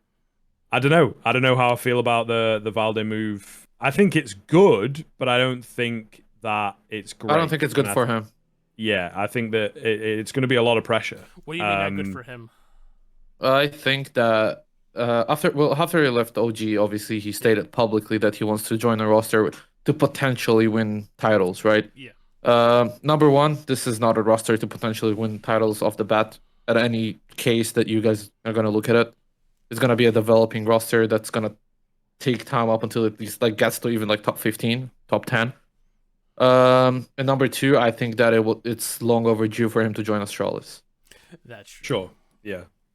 I don't really know what the roadblock is with that one, I guess. I don't know whether it's like the classic roles argument, maybe. No. It's not that. I don't know. Yeah, I don't know why. Maybe a bit too expensive, but then he's gone to ENCE, so... No. I thought a lot of people said that about Astralis' run in Cologne, didn't they? They said that because they had a decent run in Cologne, maybe that will stop them from making the roster move that they need to make. And honestly, just as a side point of that, I think Valda for Zipex is the freest like improvement to Astralis of all time. But Zipex, obviously, and that organization is just gonna stick with it, come hell or high water. Yeah, so. they probably have a little bit of like, if we bench Zipex, pick up a new player that's probably going to expect, it probably is business, right? Going to expect like a decent wage, and Zipex, I don't know how much he's getting on the bench, but with that contract, it's probably, he might even just be getting paid the same if he goes to the bench, So I just think that if you're Valda and you're talking about winning titles, Astralis with removing Zip, putting you in, and maybe potentially like even making another roster change, like doing a double roster change, this could very be a lineup to win titles. Where ENCE is kind of like a question mark right now, because you don't know how Snappy is gonna call now that he has a better AWPer, not a passive AWPer, and he has Valde. You don't know that. Yeah. So it's very like, you don't know what's gonna happen in this lineup in ENCE, but you were gonna know what's gonna happen in Astralis. Some sort of an expectation. I get that. With ENCE, I have the idea that Snappy's gonna change it, move it around some pies, being like have more freedom, doing his peaks, put in Valde in that like the bitch role, the anchor role, right, playing that slow role, and then probably elevating Diha and Madden to more star rifle roles. They're going to try to elevate them. That's my take with what the ENCE what they're planning on doing. Yeah, it's tough, man. It's really tough. I think some pies will be good, but I think that off the bat, but I think that Valde will need some time, need some work, and I don't know. I don't think that he's played like super world-class Counterstrike for a little while. Yeah. So we'll see. How would you rank the ENCE lineup going into this season right now? Probably still have to give him like a solid 8, I'd say. Yeah. Honestly, I do get your like Spray's point, especially about like this is not a team that he thinks will contend for titles and stuff. I mean, I agree. Like, Valda did that interview and said, "Listen, I'm getting to that stage of my career now where I need to be on a team that does this. Otherwise, what am I doing with my life?" But yeah, I still really like it. I mean, if I'm going to trust in anyone to put 2 quality pieces together, even if we don't necessarily know what Valda's quality is after a couple of years necessarily, I would trust Snappy 100%. I think this team can make playoffs and possibly, like at a Dallas type IEM, win one rather than come second. Do a one-off event, yeah. Mine. We got. So what's your ranking? Trav, what's your ranking? I'll go 8 as well. Yeah. Spray, what's yours? 5. God damn. God damn, Stephen A. Smith. It's because they've kicked Spinks. It's because they've kicked Spinks and he hates them. No. They didn't kick him. No, they sold and he's still in the lineup. Yeah. He's still in the lineup. I don't know what you guys talking about. He's still playing for ENCE. Mine initially will be a 7.2. Okay. All right, we're moving on to let's go to the Apeks signings of Shocks. Apeks sign-up Shocks. As in, wait. Hold on. What about Cuban? We're gonna talk about the whole lineup in general. Yeah, but Cuban also just got recently signed. Come on. Yeah, but this is the one I got. Did you? I actually think this is money for Shocks. I think that his sort of time at the higher level is a little over. I think that he, started dropping off. What we'd say, like maybe 2018, and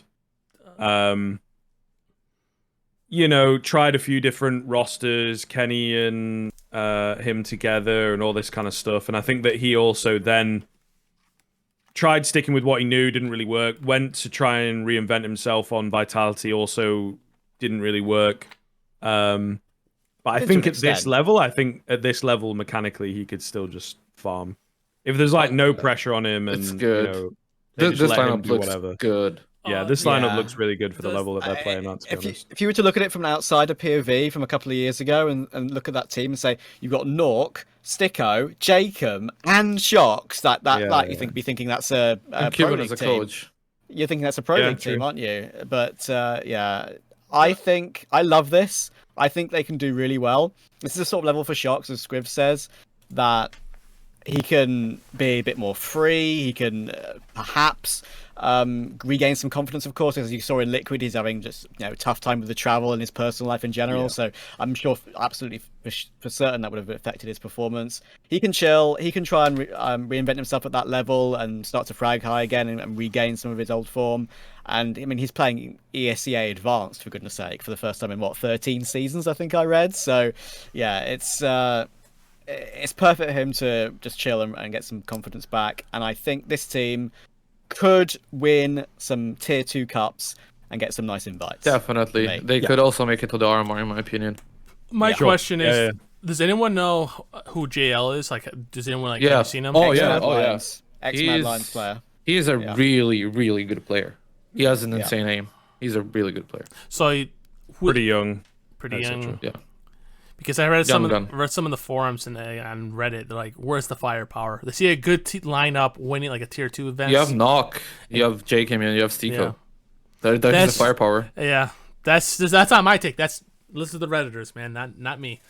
Well, I mean, there you go. That's the answer. There's your answer. The tier 1 firepower, I can maybe see where they're coming from. Yeah, sure. yeah. But like definitely. at the level that in context, at the level that Apeks especially is an org, and then I don't know. I'd say a couple of the players here. I think that maybe a Nork, maybe a JL still want to make it further, and break into the tier 1. But Stico, Jake, and Shox, as well. I guess still young enough, right? But they've all experienced that, and I think that you kind of get to a point in your career where, and Stico, we'll see. He's taking up IGL, right? So he might be able to reinvent himself a bit and be pretty good at that, but. 100% Jacob and Shox, I think you're at a point in your career where it's like, right, I've hit my peak, I've done X, Y, and Z, played at a good level, and now it's more about, sticking around and still getting in the competition and still indeed playing well and whatnot, and maybe giving a little back in a way where it's like, right, let's build up some of these younger players or help this newer org that clearly is taking CS quite seriously. So... Yeah, I think for the level that they're going to want to be at, they're a good team. This is quite a scary team, I would say. I think it's more of like a passing of the torch team, right? You got the youngsters, and you got like the Shox and the JChem and the Cuban that like have a ton of experience behind them and just like feeding you information, and like you're just learning every single day. Yeah, Cuban also comes from like the Mad Lions, so he'll know. He was the VP coach when they were good. Well, yeah. But I'm just saying, like, he also was there, so he'll know JL really well. So there's some good relationships here, I think, as well. So the two things with I that like is, the lineup. yeah, I do. I mean, JL, they won Republic Season 3, which was a huge win for them. I mean, they beat the Fnatic version with Heap when he was on trial. Was that was his ex-Mad Lions as well, right? Ex-Mad Lions, yeah. Which famously, for anyone that, JL, doesn't... Buzz, Red Star, TMB, I think. Yeah. But for people that maybe don't, they didn't practice. When they lost the Mad Lions, org, they didn't really practice very much. So, they were a bit of an annoying team to play against, I would imagine. I'm but done 20 really, minutes. really I'm solid done in 20 firepower-wise. So there's answering some of your firepower questions, 20 minutes. I guess. Yeah, I agree. And what I will say is that since VP, I think every roster that Cuban has coached hasn't really had much success apart from, that little stint there. So, don't get me wrong, I love Cuban, and I'm one of the biggest fanboys of the old Polish VP. But yeah, it's I hope this succeeds. And as I said before, I would rate the roster as like a decision to create this 5 a solid 8.5, honestly, and I hope they can win tier 2 cups and make it further, to be honest. I agree. I would rate it, like, the thing is, we need to also like change the rating a bit, because we were rating the Brazilian teams and all that, and we were rating them down off one, of like a maybe. tier 1. no, we were rating them down off of like tier 1 competition ahead of them. That's different. We're rating a tier 2 team right now. As a tier 2 team, I can give them a solid 9. Yeah. Gotcha, yeah. I'll do a solid 9 for tier 2. Competing this tier 2 team going against tier 1, I'll give like a solid 7.3. Yeah. I think I'll give it a 100% agree 6 with that. even against tier 1. You don't know yet. Exactly.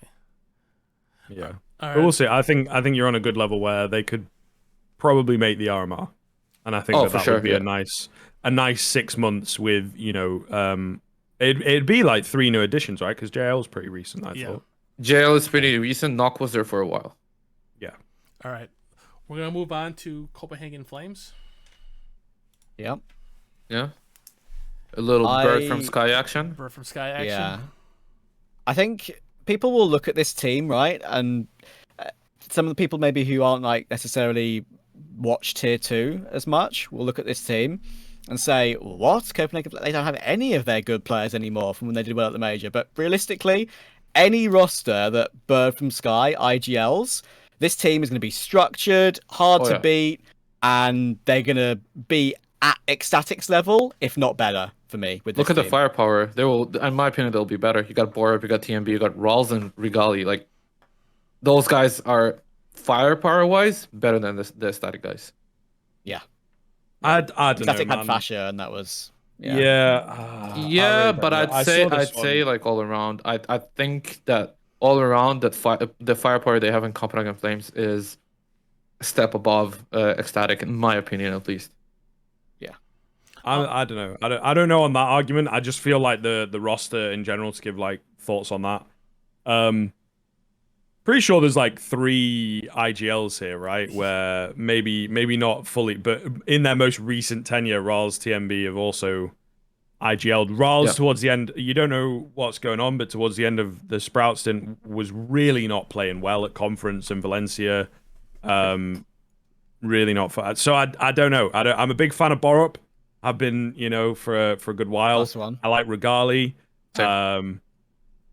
I just don't know. I feel like there might be a few too many, or like a bit too much on those 2 players to really have the impact. Yeah. Where I'm going with this, I'm not sure. Like how you said, like this, it's a great Bird from Sky was aesthetic, really good and stuff. I love seeing the Flames Copenhagen Flames sticking with CS. Wait, Travis taking the FURIA hoodie off. Yeah, What's happening there? It's hot and it's Commitment, man. It is pretty hot Content. in the UK, let me check actually. It's currently 10 to 11 at night and it's 23 Celsius, so that's quite warm. That's for quite UK. warm. 23? Yeah. It's 27 here. Right, it's 1 a.m. almost. It's like Okay, well, and respect. to go back. It's with the, warm for UK bros. Yeah, you That's guys- for sure. For you, sure. you And guys are the built big different. one that we have. Our For the houses are lads. just, like, That's not for designed the as well. mandem, you know? You guys Yeah, you guys are indeed, built indeed. different. For this lineup, like I have no idea what I can expect. Like I'm not even gonna give a ranking because I don't want to even shit on them. I do not know how they will do. On paper, with the lineup, like with time, they could be good, but I'm not giving no input on this. Because only thing I know from Bird from Sky is I liked him when he was on Static, and he was a good IGL back then. Yeah. I don't know, man. The question is, though, are they going to perform At the major over time as well as Copenhagen Flames did? No, I don't think so. Previous roster. I don't think so. I don't think so at all. I That's think the this biggest knocks them question. knocks them down like solidly into tier 2, right? Where they were like a 1.5, knocking on tier 1. A bit weird with the whole online thing that they couldn't really perform online, so that does affect like the sort of invites and stuff that you're gonna get. For sure. But yeah, I don't think that this is.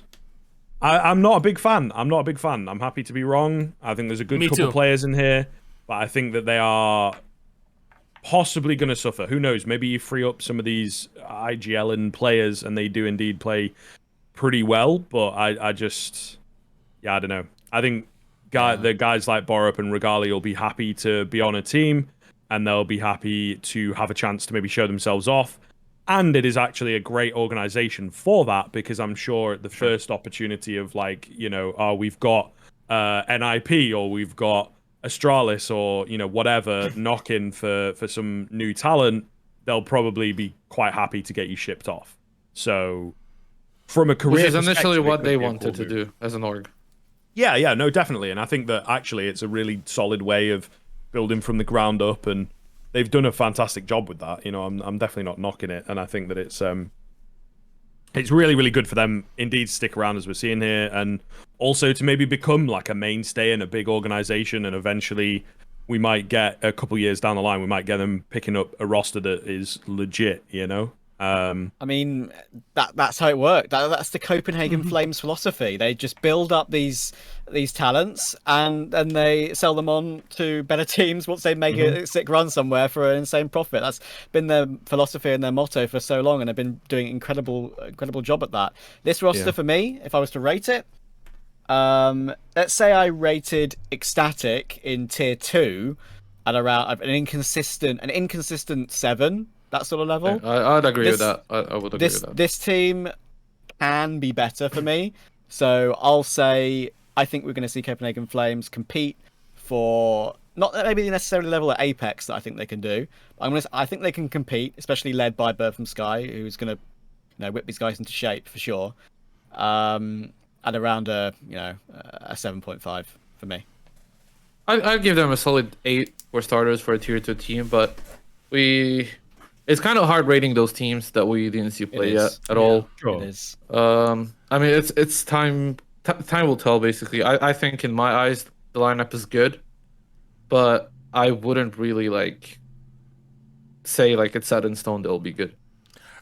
That is good for all the roster changes. We're gonna hit a couple more stuff really fast before we close off the stream. The next topic we're gonna bring up is we're not gonna go full in depth with Blast because we want to see the events as they go forward. But the big 2 headlines that will be is the simple stepping. I'm not playing for the Blast and getting someone new. I think it was something that needed to happen. I think that Simple wasn't in his just wasn't in his good mental state for a while after the war started, and I think it's time for him to reset and chill a bit.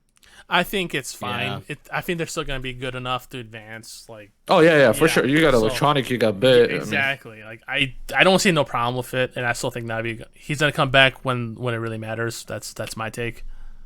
Yeah, for sure. Yeah. Does everyone agree with that? And I think absolutely agree. Yeah. Do they already have qualification to the World Finals as well? I believe so. So I think I believe that they're there. Yeah, I believe so. So I feel like that's got to play. Yeah, they are. Yeah. So that's definitely got to play into the fact that it's this is a no-brainer. The org's making an appearance, but it's not needed for qualification or whatever. So they're all good. Yeah. And then the big one was Liquid confirming Ykinder for the Blast Premier Fall groups. Yeah, I mean, just sign the man. Just sign the man already. Yeah, they're working on it. Right. Their manager, Yoka Steve, is it Yoka Steve? Is that how you say his name? He said that listen, we'll have some news soon. There's no way that Ykinder passes up the chance to continue with this team. I think honestly, if it's not ENCE, which it won't be, this is his best chance, and I think he likes his teammates. So absolutely stay when you can play tier 1 still. So, I think it's finalizing stages at the moment, just negotiating the terms, and I mean it's a matter of just signing, I guess. And it's a win for NA. Of course. Yeah, of course, sure. But yeah, I think it's a perfect fit for all parties involved. Agreed.